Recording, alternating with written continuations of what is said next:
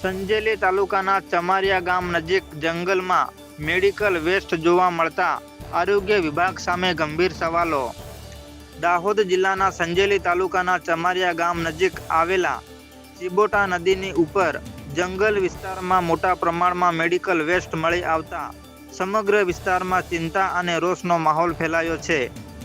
ચિબોટા નદીના કાંઠે ખુલ્લેઆમ દવાની ખાલી બોટલો તથા ઇન્જેક્શન અને ગોળીઓના કવર સહિતનો જોખમી મેડિકલ કચરો જોવા મળ્યો છે, જે સીધો માનવ આરોગ્ય અને પર્યાવરણ માટે ગંભીર હાનિકારક રોગચાળો ફેલાવાનો ભય સતાવે છે.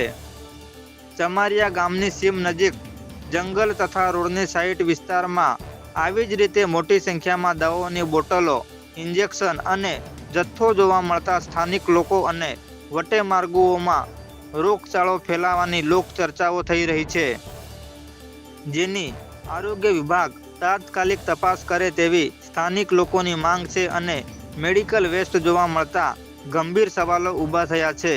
જો સમયસર કડક કાર્યવાહી અને બોગસ તબીબો સામે કડક તપાસ કરવામાં નહીં આવે તો માનવજાત પર ખતરામાં રહેશે તેવી લોકચર્ચાઓ થઈ રહી છે.